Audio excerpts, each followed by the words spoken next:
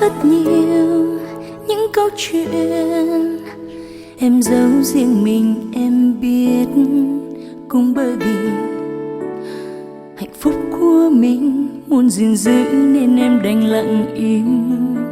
Có những lần anh dối em vẫn nhớ những lần như thế.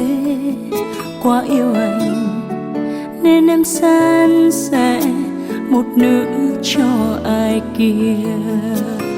Nhiều khi em rất muốn đến bên một ai và nói rằng anh ấy đang lừa dối. Nhiều khi em rất muốn đến bên một ai để khóc che đi sự yêu đuối. Em cũng chỉ là con gái thôi, buồn là khóc hay vui là cười. Em cũng chỉ muốn em như bao người được anh yêu thương một mình em thôi. Nhiều khi em không thể ngờ yêu anh em mạnh mẽ đến vậy. Mạnh mẽ hay là ngốc đây, em không phân định được điều gì nữa. Khi em quá yêu anh.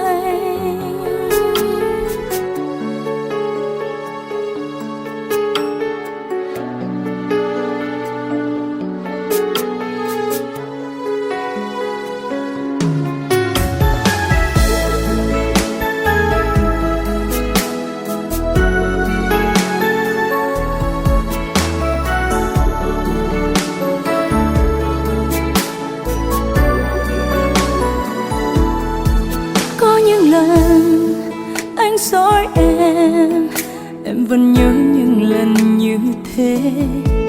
Quá yêu anh nên em san sẻ một nửa cho ai kia. Nhiều khi em rất muốn đến bên một ai và nói rằng anh ấy đang lừa dối. Nhiều khi em rất muốn đến bên một ai để khóc che đi sự yêu đuối. Em cũng chỉ là con gái thôi, buồn là khóc hay vui là cười.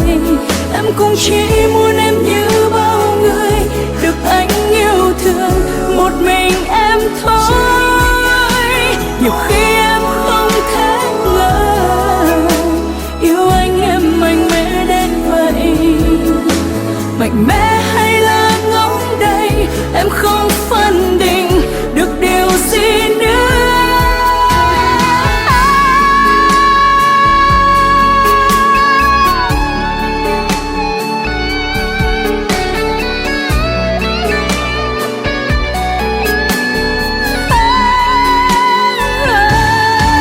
Em cũng chỉ là con gái thôi, buồn là khóc hay vui là cười.